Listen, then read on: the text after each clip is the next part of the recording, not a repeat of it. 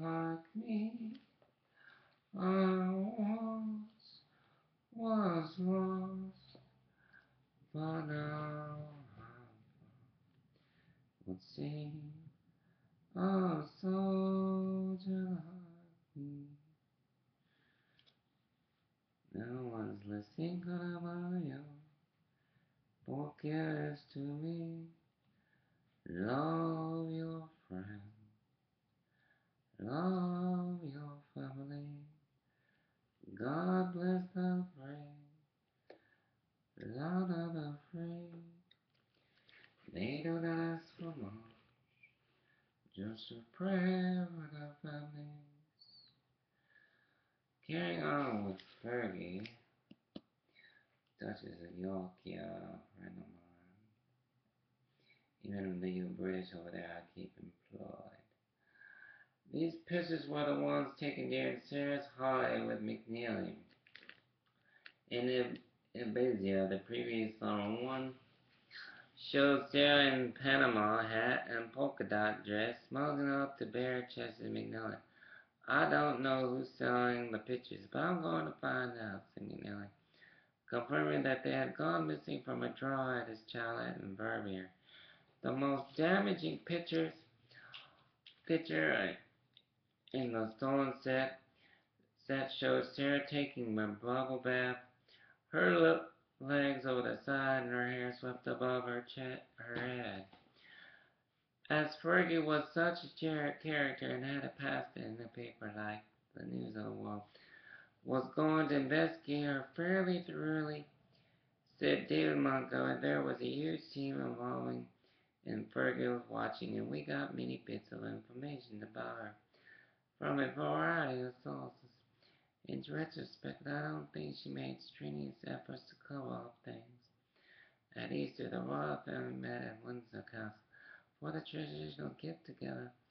Sarah and Andrew attended the service at St. George's Chapel, where hundreds of well-wishers stood in the ring for hours just to catch a glimpse. Where hundreds of well-wishers stood in the ring for hours. She had won over an ordinary people. She was losing touch with some of her old friends. I wrote to her when she was getting married, and I said, Sarah, don't let anyone change you. You are so lovely as you are. Don't let anyone remold you, said Christina, when her letters of thanks was typewritten. But she had added in her handwriting, it's good to hear from you. Hugs and love. And Sarah, she is just a warm, loving girl. Other influences, however, were now at work in Sarah's life. I think she was made to cut herself off from a lot of people, continued Christina. I think she was told, Sarah, these are not the sort of people one should be mixing with. We could see her around, and I said, let's meet her at lunch next week. And she would say yes, and all of a sudden she was off the scene. It was quicker than that. It was so hush-hush. Not everyone was excluded with the wedding date set for 23rd July, and the Lord Chamberlain in charge of other arrangements. Sarah joined Florence Belmont, her friend from Hurst Lodge, and her father a 300,000 villa on the Caribbean island of Antigua to relax in Sheetville Palms. Miss Sarah keeps coming into the kitchen to see what we were preparing, said a maid at the villa, refusing bacon and eggs. Sarah had fresh fruits for breakfast, light salads and seafood for lunch, and fish for dinner. Florence took her to the Admiral Inn for the house specialty kingfish steaks washed down with shelled chocolate sauce horn each day. In the villa, 30-foot pool squeezed into a sky bikini, which gradually loosened up as the days passed. She needed no better role model than Florence, tan and slender in a bikini, her round hair tied back in a long ponytail. As the week-long holiday drew to an end, they took a speedboat ride to uninhabited Bird Island and ate a picnic lunch and smoked some, and a fresh pineapple on a wide sandy beach. Realized Sarah braced herself for what was to come. In choosing her wedding team, Sarah chose that her new independence extended to making decisions no matter what the pals might think. Before Carol went to women a first for royal wedding team to make the wedding dress. She chose Linka Tira, whom she had met through Caroline Beckwood Smith, soon to be Miss Mary Cordendale. Lincoln, born in Africa, polished English percent, had set up a studio in Fulham after studying dressmaking and design at the London College of Fashion. She was starting to make a reputation for herself in theater style. Well-made outfits, including wedding dresses. Her bedwork was exquisite.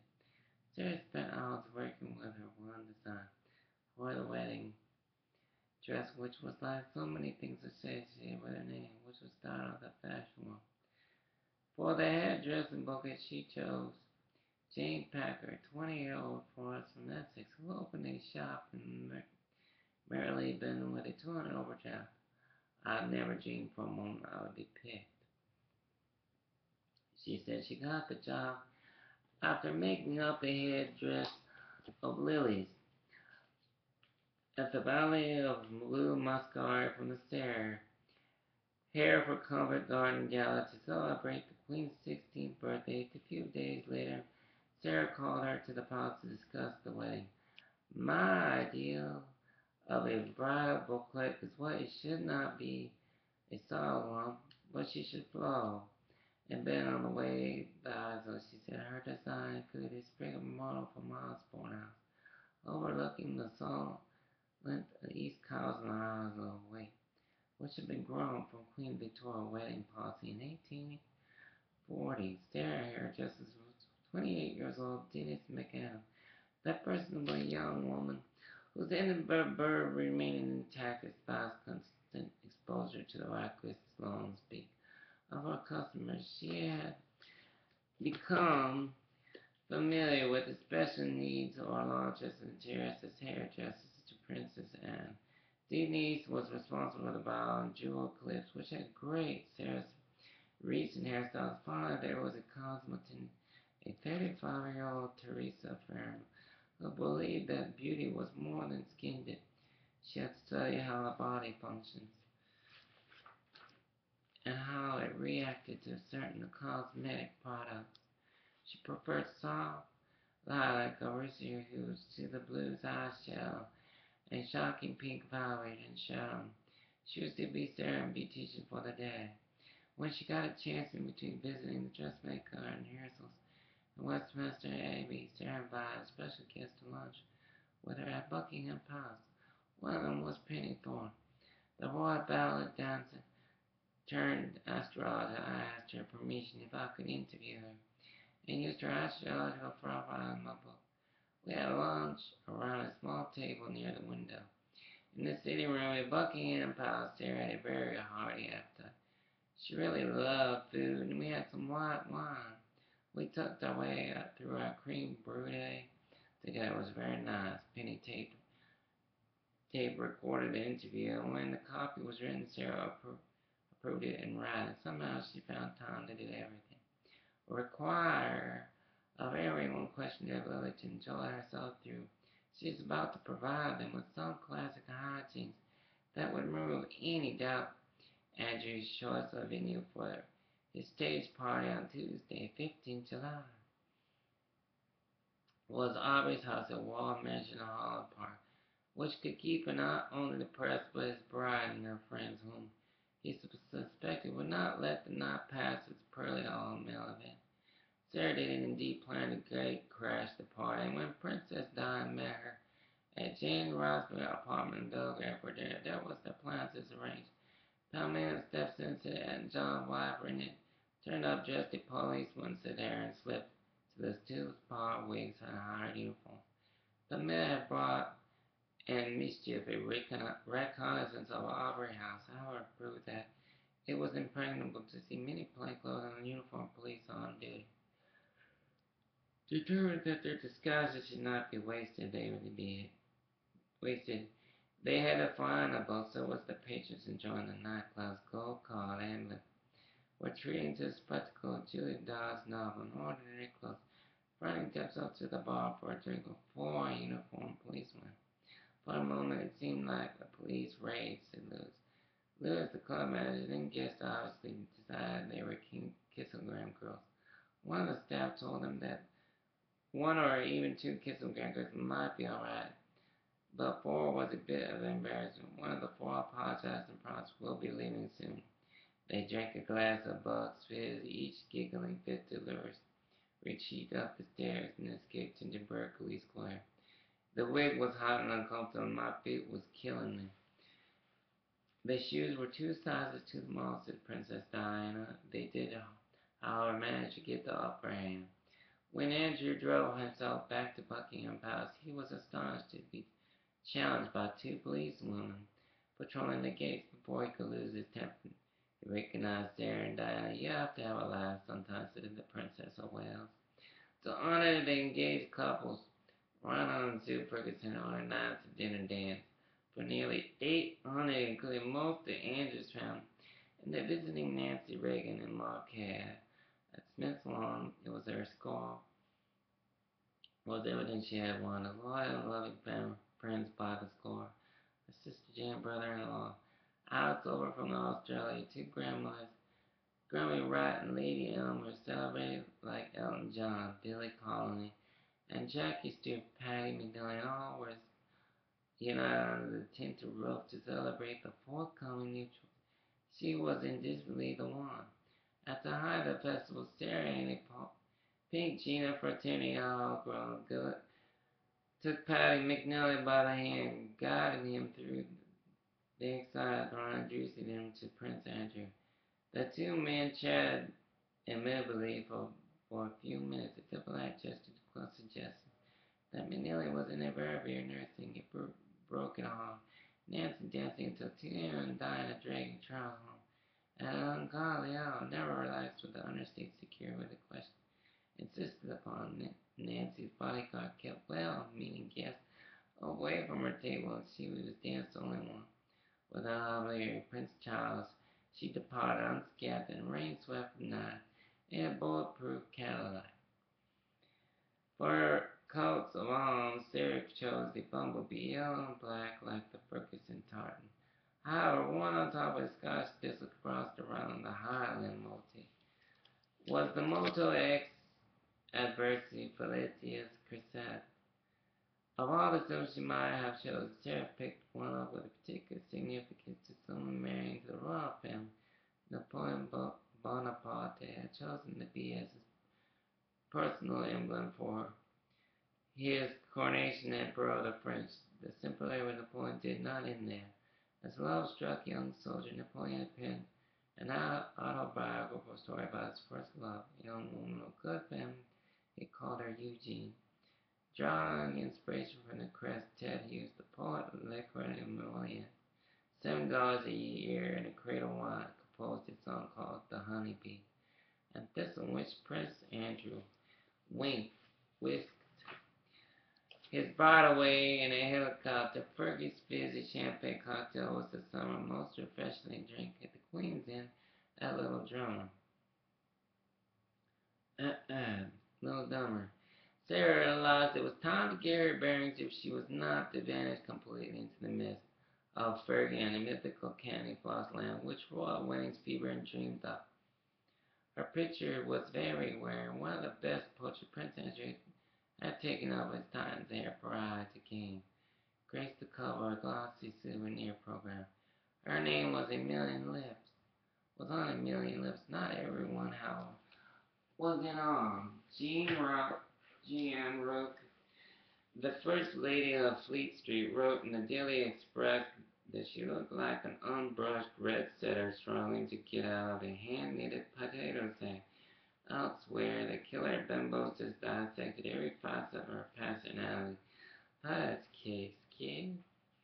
In appearance, she was about the worst-dressed woman in the world.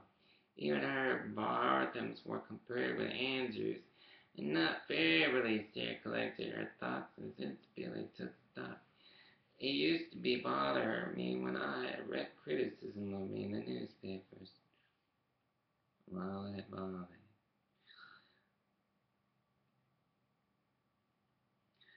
I had a proper broadcast on both IT. At her platform, it was a mistake to read them. Now I have stopped.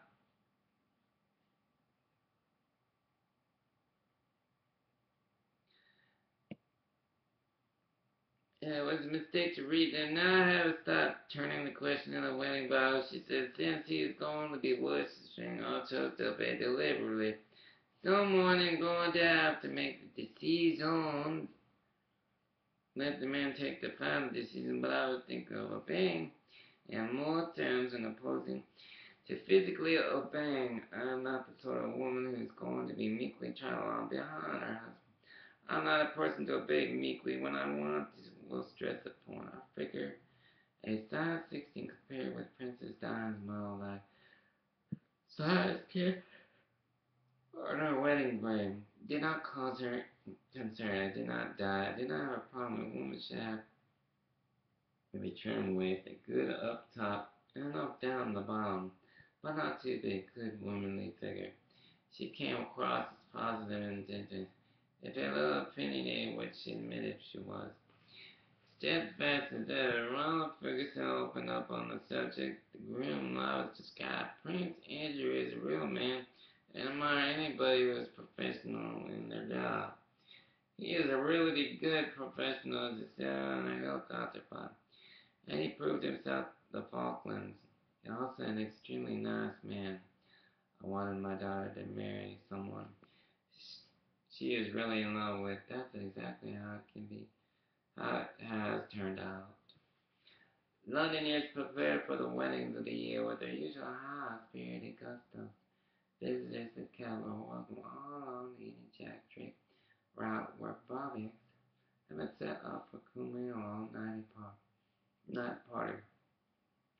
One man spray painted his dog red, white and blue before she slept in bed at Clarence's house. The bride and the pale, well-worn jeans ventured outside onto the mall. At first, well-wishers failed to recognize her. Then the whispers turned to disbelieving. Shouts, it's Fergie. She had not been able to resist the temptation of joining an ordinary people on the night before the biggest day of her life. We spent the night at the Mayfair Hotel. Uh, uh,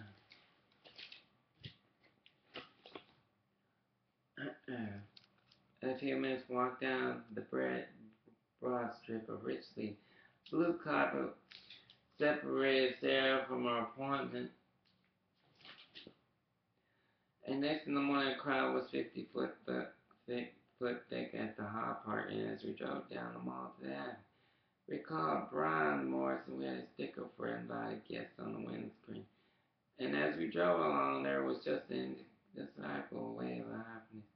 Thousands of people waiting, and that the wonderful feeling of love. Only 4 minutes walk down broad strips of richly blue carpet separated Sarah from her appointment with Destiny. Her head of long, reddish, golden curls bowed briefly beneath its corner. Net of roses, lilies of the valley, and gardenias. Lifting her chin, she gazed through the long, silken veil of what lay ahead. No black rounded verbiage across the devil seemed more daunting. Her eyes bright blue in the sunshine. Wide perfectly. Bracing herself against Ronald's arm, she sensed that even with more nervous, it will be all right, Dad, she whispered reassuringly. Outside the west door, the Lincoln Xerox adjusted the train and it prayed it would sell a straight course.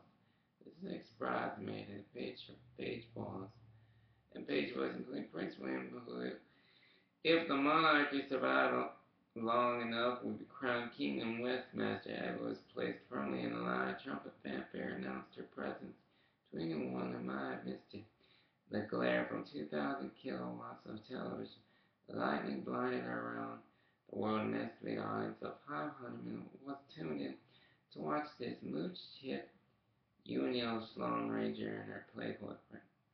On the NBC network in the United States, the Lord Alfred, Princess Diana's brother, had been hired to provide a running commentary.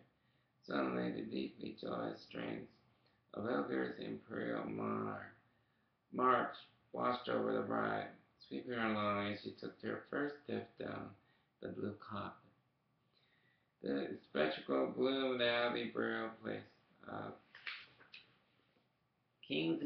and once a temple to Apollo had been transformed into a living theater.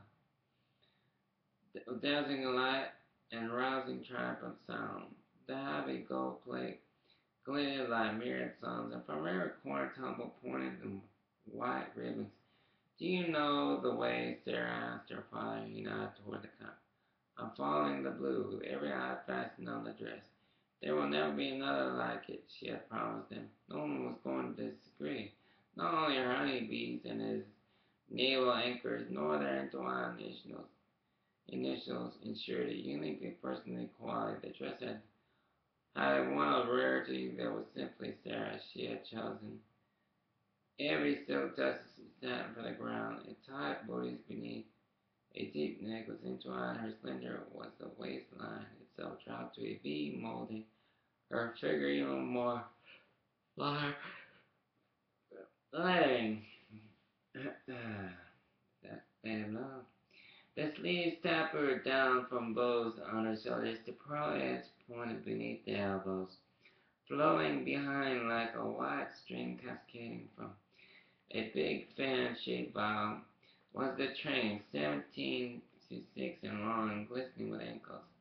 And waves scattered amongst the gleaming hulks as she sailed slowly past the row of craning heads. The 18,000 guests saw that the whole outfit was scattered with crystals, and beads stitched to form her armor with wrists of spoke beads and satin ribbon.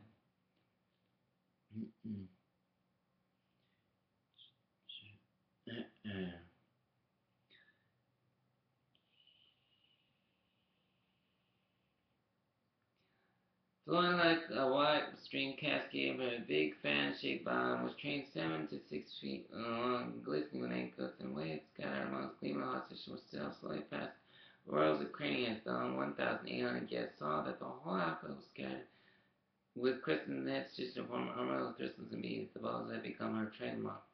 Were worked in both beads and satin ribbon. The heart of the letter S was spelled out in more ribbon. On the bottoms of sleeves simply said the bride was simply sensational. Not so much wedding dress, more a statement of intent. One fashion writer sketching frantically as Sarah reached the halfway mark. It was 11:33 a.m. on Wednesday, 23rd July, 1986. 13 months since the day all began at Ascot. Morning showers had drenched the crowds who camped overnight outside Clarendon House to ensure the best vantage points for a glimpse of the bride service from Buckingham Palace. Moved amongst them, serving glasses of champagne from silver trays. Sarah was already awake before her 7 a.m. call. An alarm call came through at 8:45 a.m. She wasn't ready for a light breakfast after a bath. Then she joined a hairdresser.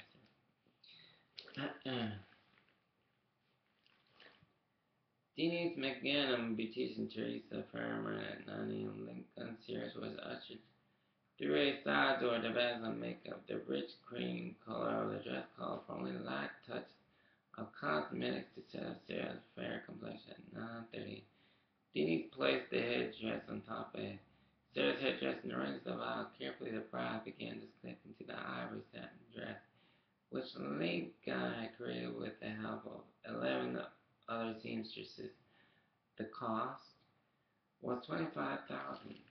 Her mother Susie in golden yellow silk and his sister Jane in green striped top and a split shirt that revealed her shapely pop in and out to check on the progress. Across the mall in Buckingham Palace at 10 a.m. the Queen conferred the title of Duke of York on Prince Andrew, making him the Charles Duchy of Cornwall. There were no money estates to go with the Earl of Inverness, a traditional honor to go with his dukedom. She also made him Baron Killingly after the sailing resort and country town. Northern Ireland, which had ancestral links with Sarah, it was a thoughtful gesture from the Queen to mark Sarah's wedding day. At 10:36 a.m., the glass coach pulled into Clarence House, where Ronald Ferguson and his father, 1921 morning suit, was interviewing two keep the bridesmen page boys until the manager announced his own children. In order, the bridesmaids were preached silk popular dresses. The pages were dressed as midshipmen or 19th century sailors. I am unbelievably proud, but I think later I'll be very emotional. He said the thing I'm most looking forward to is to seeing the dress Ronald left his top running pan on the Sheraton Belgravia, where she had spent the night and had never intended wearing it anyway, he added. At 11 a.m., the Quinch left Buckingham Palace at the head of the royal procession. 5 minutes later, the new Duke of York of Falklands, medal pinned to the breast of his naval lieutenant uniform, rode out of the gates with Prince Edward and his supporter beside him, and up an open-top carriage. As he set off, Sarah appeared downstairs in Clarence's house to kiss her father, who said tearfully, "You look so beautiful, Linda helped." Sarah stepped in the glass coach and rang the train on the seat gates of Clarence's house alone. Open the crowd burst into a rousing chorus of "Here Comes the Bride," as the coach, escorted by 8 lifeguard troopers, started its journey amongst them all. Now the Abbey televised cameras followed.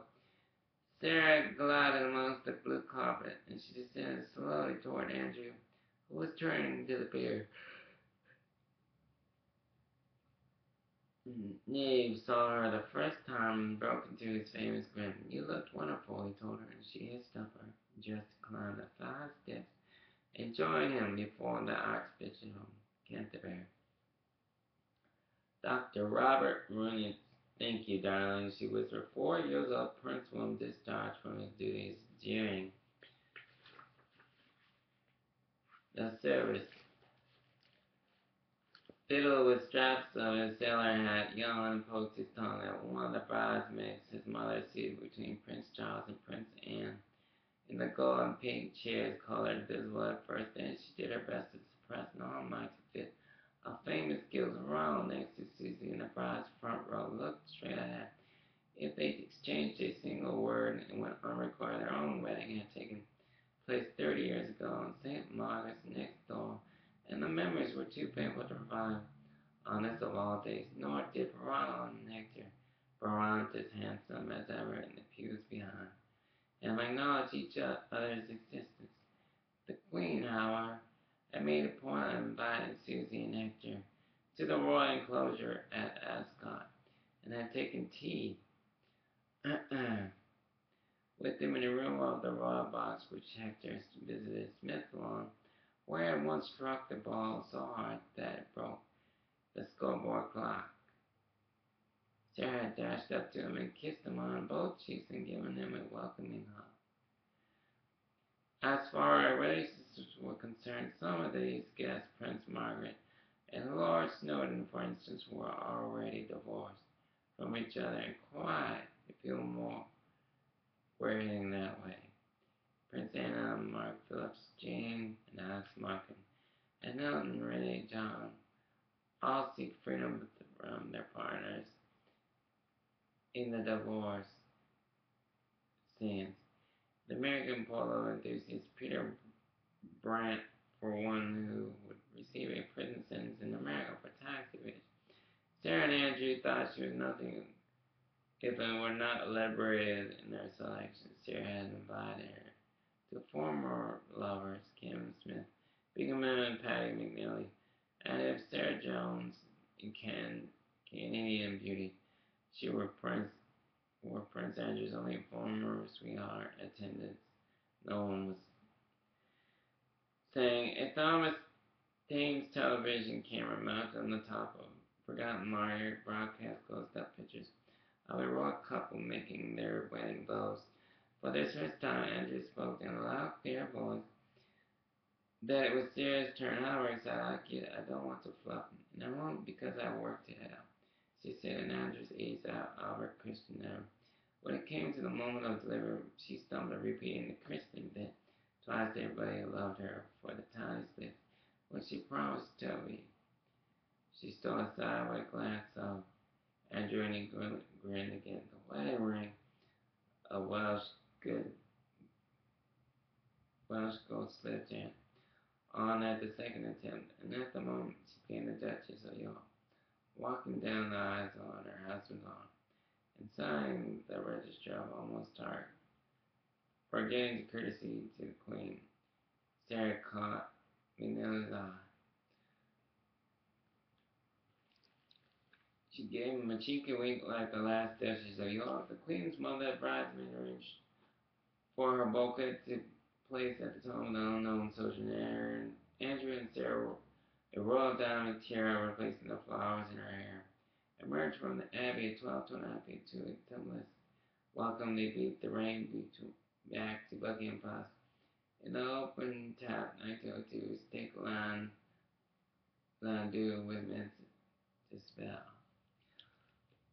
Andrew had chosen Albert Watson, the unplayable Manhattan-based guy who has only done some of his best work for Vogue magazine to take the former wedding pictures. Helping him was George Jean Nikon, who had drawn up like a puzzle for photographers to take this engagement and wedding pictures. None of the acknowledgement.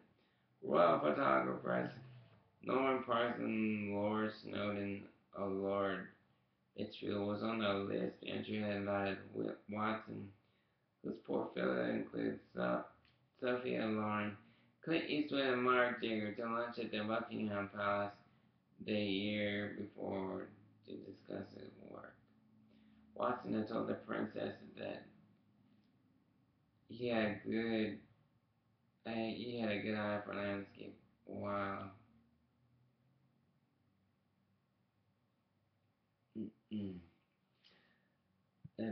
Landscape advice Andrew had taken to heart in her recent work. Watson had just 25 minutes to take the bridegroom a sort of Ross and Ferguson and a bird of goose, but he had lost valuable time, which everyone enjoyed a drink before filling into the throne room. We had found all the grown-ups drinking champagne and the bridesmaids pages bowling their floral hoops up and down.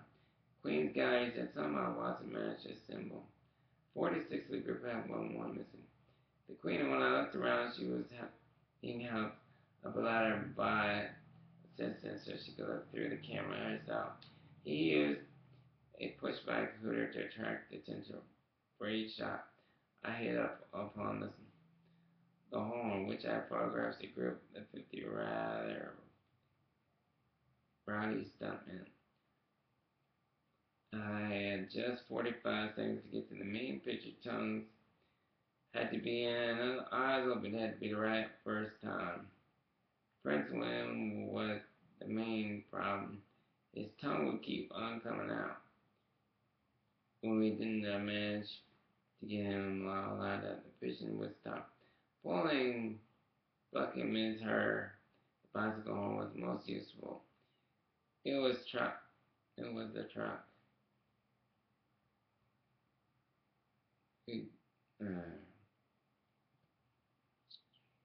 He used to hit upon the horn without to photograph.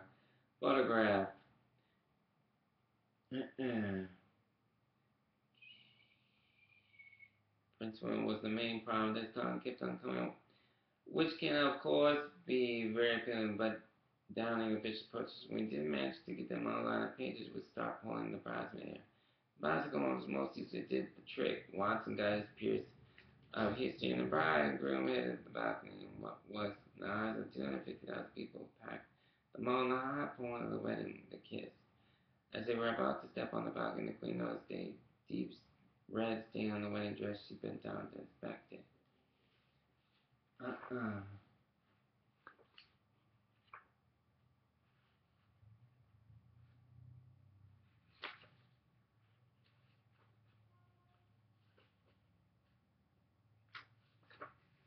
Joking when I arrived, said one of the invited guests. We sat down around a big table, and the waiter started to serve the first course.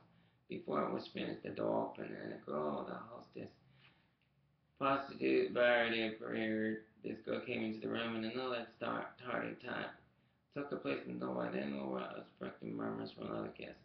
Everyone looked at the bridegroom. More and more girls came into until there was at least 1,000, and everyone was clapping and cheering. One of the hookers was under the table. And midway to the groom, there was a bedroom and a dining room, and some of the men drifted away with the girls before the main course had been eaten. God.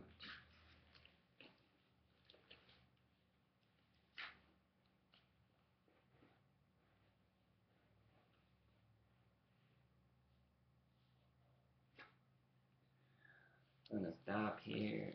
Okay, but I need some rest.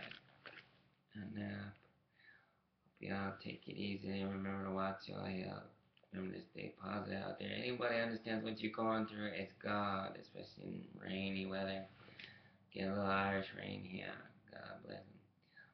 Hope y'all take it easy and stay tuned. Thank you for your patience in watching my channel and keep staying tuned. God knows it always steers you in the right direction and it keeps you going. For somebody who listens to rock music, classical, to have a conversation with anybody and myself, everybody helps. Like I said, sometimes it takes hours, sometimes it takes weeks, sometimes it takes days, minutes even. Sooner or later I say something, come online, hey, there's no schedule here. It's out of heart. It's trying to help you better while you better yourselves and your family somewhere along the line standing next to me up there, just like my grandma. They care about you just as much. And hope all's well and God bless y'all. Much love.